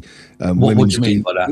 Women falsely making claims of being raped. It does. I know that, and that's why I'm saying that. And that is so bad because it makes it just makes it impossible for the real victims. Absolutely, so that does happen, but it is a weird story. All right. I mean, so I mean, the chances of her bumping her head and actually imagining that this happened to her, I suppose, you know, that in some alternate universe that could happen, but the possibility of that is really, really small. So maybe she was just an attention seeker. Maybe she just wanted some attention, and she made up this elaborate story. And if so, then the police need to prosecute her. Yeah, basically. yeah, we need to change the rules. I think if a woman makes something up like that, she should suffer the same repercussions as the man or the person that could have done that would have faced. So if you say that you were gang raped, if we deem it that that's a 15-year sentence to someone, then I think she should get 15 years because that's absolutely disgusting. Yeah. But what if? But what if she was disoriented? And what if she? I don't know. Honestly, I don't know. I mean, it's astonishing. I don't know how you prove that. Yeah. Well, I suppose neurological, a CT scan or something showing brain damage or a concussion or all kinds of things make people hallucinate after concussion. Psychological evaluation. I mean, a physical examination would have you know, given a lot of information with regards to whether she'd been violated or not. Yes, indeed. In quotes again, sorry, please say in scare quotes, she sustained an accidental head injury following a night out and made a confused report. Well, let's have a look at some of the CCTV footage of her sustaining this head injury, of her falling over, it happening. You know, let's have some information about this woman. About, you know, is she psychologically, you know, is she unbalanced in some way? Does she need psychiatric help? You know, we just the public need more information. The police can't be doing this. You know, I genuinely don't think it's that way. I genuinely don't. And I've heard stories before of girls that have been too drunk, or maybe they've done some drugs or something. It really doesn't matter to me, where they have actually been violated, but because their mind is cloudy, that the police then say, right, there's not enough evidence, so we're going to say that hasn't happened. That's not true. So again, I think we've all agreed. I think we all think there's much, much more to this story. But so you're saying she could have been coerced. She could have been coerced into down this line of you know, the story. That's possible. She could have been let on. Absolutely. Yeah. That's another possibility. That she was got at. I mean, essentially, we go back to the CCTV cameras. It's actually riddled with CCTV. We should not be having this conversation or having all this having to do all this speculation. This is just all. You know, this should not be this way. This should be cut and dry. There should be information that we can all verify what happened and you know, and then go on from there. You know, that's exactly what I think. I mean, this BBC report is absolutely disgusting. Yeah. Well, BBC, isn't it? But that is BBC, which is scum media. We know that. Mm-hmm. I think probably there will in the due course of time there will be more to come out about the identity of this girl, and she, you know, and if she has been led astray, she may actually in sometime in the future sort of come round and maybe put the record straight or fill in the blanks, as it were. I don't know. The most important thing in this article is quotes such as this from the captured vicar. She's the vicar of the church says, the recent protests have revealed some prejudices within society which have been acted on in a way which has caused fear and victimization. And I just want to reiterate that every person deserves to be treated with respect and all I can say is I agree with everything he said, so I don't care. It's a she. It's the she. Yeah. I agree with everything she said. Yeah. Well, I mean, contempt, and there is a problem, so sort it out. Yeah, I mean, one thing, one final thing I'd add to this is maybe keep an eye on, if anybody knows that girl, keep an eye on her bank balance and any new acquisitions she may come by, because she may well have been bought off. And if she's suddenly come into a large amount of money, She starts buying stuff. she suddenly ends up with a brand new car or something like that. Honestly, they don't even have to do that though, mate. They just they just scare you. They say, "Oh, there's not enough evidence. Look, this will drag you through the mud. It will hurt you. Everyone will have to see your face on TV." They scare them into just not saying anything. To be honest, with you. But it seems like they never learn. The optics of this for them are really bad. This is just another black mark in their book, in the eyes of the people. And we don't forget about these things. They think we do. They think they just get brushed under the carpet, move on to the next thing, but they don't really, because every time a new event happens like this, it just reminds us of all the times it's happened before, and it's just another. It's just another stain added to all the other ones, and it builds up. And they don't get it. I think they can just carry on and just keep doing it, but it's not going to work out well for them in the end. It's not, Closing the Surrey Police statement, we recognise this caused concern amongst the community, but we are now confident that there was no offence and no suspects. And we don't care what we're confident. Local police officers will maintain a visible presence in Epsom over the coming days. Yeah, riot police with shields and helmets is not really the best visible presence they can be put in there. I mean, really, it's just everything they've done is wrong. Every aspect of them dealing with this has been wrong. They're just idiots. They don't know what they're doing. They're just a bunch of idiots. Yep. And also, to close this down, whatever's happened, this is the dad in me getting irate as well. Girls, stop walking around on your own. Have you seen what's happened in this country? We are overrun with immigration. We have got so many problems on our doorstep.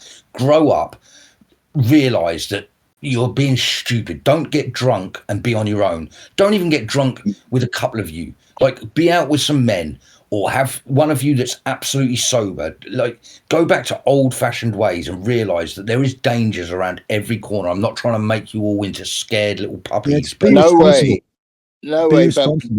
But be responsible. Take steps to protect yourselves.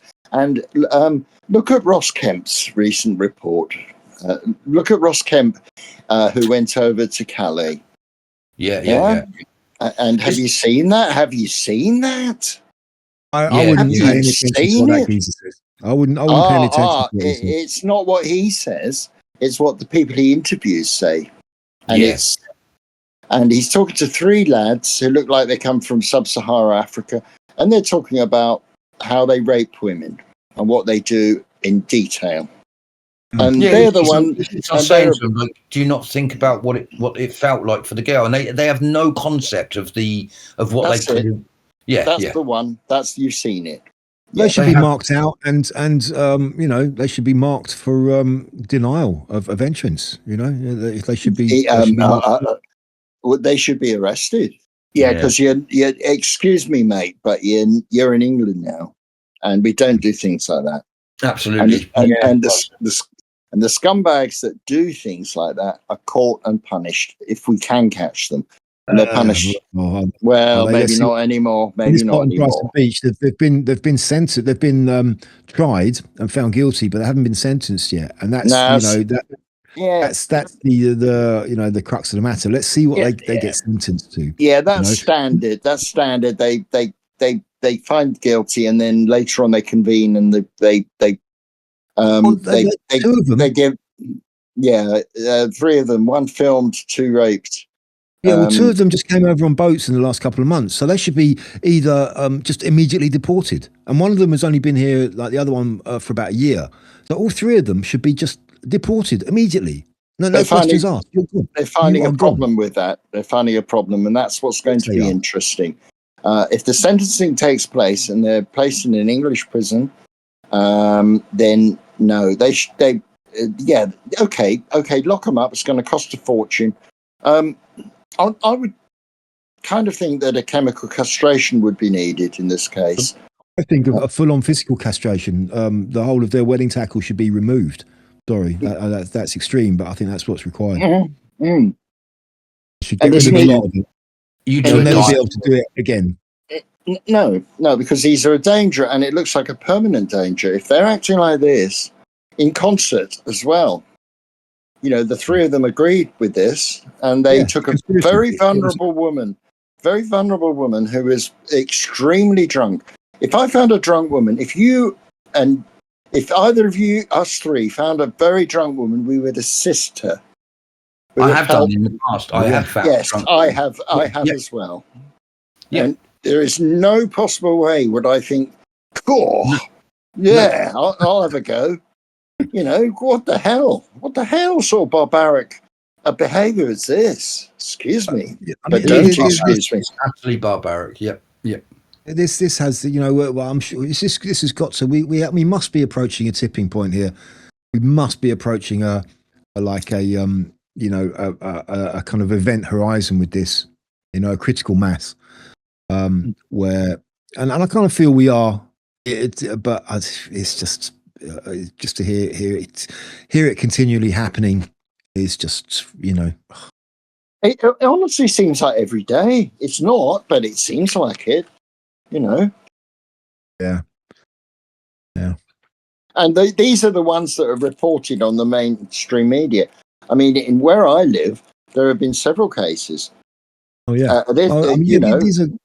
These are commonplace events. I know. Sorry. I mean, time's pushing on, guys. I was going to say time's really pushing on. Yeah. I did just want to squeeze in that apparently next Monday is the Ukrainian rent boy trial. We probably haven't got anything at last. Is it next week? Is it? I knew it was coming up. Yeah, but maybe we can dig into that one a little bit next week if we got a bit more info. I'm really looking forward to this. I've got to say, you know, I'm surprised the boys are still hanging around. Why didn't they bugger off back to Ukraine? They're still hanging around, are they?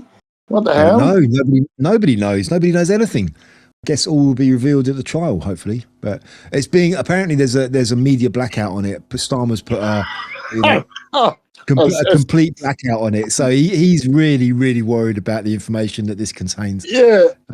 So it's what's it called? A D notice. Yeah. D-notice. That's just for the media, I think. But apparently, there's been a gag on everything. It's completely been locked down. So he is absolutely bricking it this time. I'm sure. This is just, you know what? This is coming up to elections in how many weeks' time now? 3 weeks, is it? Yeah. Something like that. Yeah. Oh. The thought of 3 Ukrainian rent boys arsoning Starmer. And I mean, apparently, if you look at the story, well, it gets worse. If you listen to the story, they absolutely buggered his back doors. They buggered his front door. They burnt his car. I mean, honestly, it's a terrible story. It's terrible. Yeah. Oh my god! Right. Okay. Yeah, we haven't had time. We haven't had time for Viv's bookshelf, but that's okay. It's probably just reading some boring old crap anyway. Yeah, I'm really there. Just really boring old bullets. Go on. Sorry. No, I was to say it's my turn to choose a comedian, a deceased British comedian. And I've kind of struggled, you know, but they're getting a bit thin on the ground now. Yeah. I did have a couple in mind, but they're probably not going to be great topics of conversation. I don't know if you want to get into that this week or if we'll just start afresh on it next week. Hang on. Did you just say that dead comedians are getting thin on the ground? I would have said that was obvious. Thin in the ground. Trying to find one to talk about, yeah. I'm still cracking up about what Bron's just said about my bookshelf. I mean, honestly, you know, it's kind of true, really. You know, it's a bit. He's being sarcastic. I know he is, but I sometimes think to myself, "What the effing hell am I doing?" I mean, I've started to read. You know, I'm reading Beowulf now, which is pretty decent. Yeah. Cool. Okay. There we go. Yeah. Classic. Yeah. It's not about. We ain't got time for that. We ain't got time for that. Yeah, tell us about that next week. Yeah, but Viv's bookshelf descends into the mockery of Viv's obscure reading habits. Yeah. Yeah. Well, it's going to descend even further with a few bad jokes. Yeah. Oh yeah, shall I mention who I've got in mind for the deceased comedian or? Yeah, Please. no, bring him up and we'll put him or her Yeah. up. Okay, well I'm still undecided, so I'm just gonna flip a coin and go for Irene Handel. I have no idea who that is. Irene Handel. She was what the hell? You must know her, Irene Handel. Yeah, I do know Irene Handel, elderly lady. Yeah, she was a British kind of. She always played these comedic roles. She never played any major roles. She always had bit parts in predominantly British kind of comedy films in the 50s and 60s. And there was a time when you couldn't watch a film from that time without her popping up in it somewhere. Oh, I know well. And she always tried to play. She always ended up playing these kind of slightly eccentric, kind of middle-aged women. Or one of the main characters' mother or something like that, and she's always a bit dotty and she's quite funny, very lovable. She was in The Italian Job, if you remember The Italian Job, the original with Michael Caine. Yeah, the character played by Benny Hill, he played his mother, Mrs. Peach. But what's her name? Yeah. So I can just have a look at her. Irene Handel. Irene Handel. Handle. No, without an E. So it's Handl. Of German descent. Her parents were German. She became a bit of a British institution. Oh, and, I recognise that face. Right. And she was quite notorious for ad-libbing as well in her scenes. She quite often just add bits that weren't in the script. Yeah. And she was quite notorious for that. So if you catch that scene, that's very different. Yeah, let's do that. Let's go for that. I thought you were going to say Joyce Grenfell, which is another one. Do you remember Joyce? I do. Yeah, Joyce Grenfell. I did actually. I was actually thinking of Beryl Reid as well. I was getting her confused with Irene Handel as well. Yeah. I think Irene Handel was. There was a tradition of which has gone away a little bit of these. They weren't that old, but they'd play old ladies, eccentric old ladies, and you just it's a bit like now. You'd think, we're making a film and we want to cast a kind of Bill Nye character. Well, why don't we cast Bill Nye himself? That's sort of the bumbling Englishman. I just don't know, really. I'm a bit all at sea about all this. And so, you'd get Irene Handel, Joyce Grenfell, Beryl Reid, some of these, Margaret Rutherford. She was another one. Margaret Rutherford. Wasn't she great? Yeah. Yeah. So yeah. I mean, we might get a week, maybe 2 weeks worth of discussion out of Irene. But there you go. That's for. I don't know much about her, so thanks for that. Yeah, I'll look into that. Okie dokie. Go on in, grace us with some of your jokes. All right then. I had to tell. I was talking to a plastic surgeon, and I said, "Have you ever done any bad jobs?" He said, "Yeah." I once had to tell my patient I dreadfully messed up his surgery. I'll never forget the look on his elbow.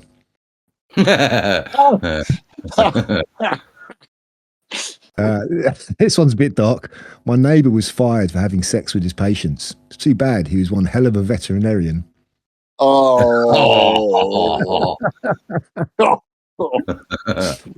I recently got arrested for stealing a whole volume of encyclopedias. I turned to the police officer and said, "Look, I can explain everything." Yeah, right. Yeah, very good. Okay. I love going outdoors. So much safer than going through the windows. Yep. It takes me 5 minutes to walk from my home to the bar, but 20 minutes to walk from the bar back to my home. The difference is staggering. Yep. To the guy who invented zero, thanks for nothing. Sorry, I missed that. Say that one again. To the guy who invented zero, thanks for nothing. Oh, I see. Yeah. And for those companies that are always complaining about being short-staffed, why don't you hire taller people? And finally, the Pope is handing out miracles to kids in Liverpool. Billy walks on stage and asks him, "Can you help me with my hearing?" Pope says yes, and puts his hands on Billy's ears and prays.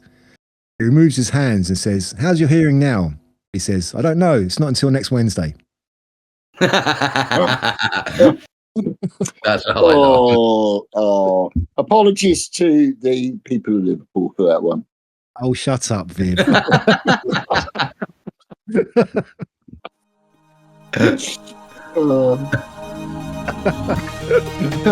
Oh dear. Yeah, Anyway, well, on that note, are you still here? on that bombshell. Yeah. It's good night from him, and it's good night from us.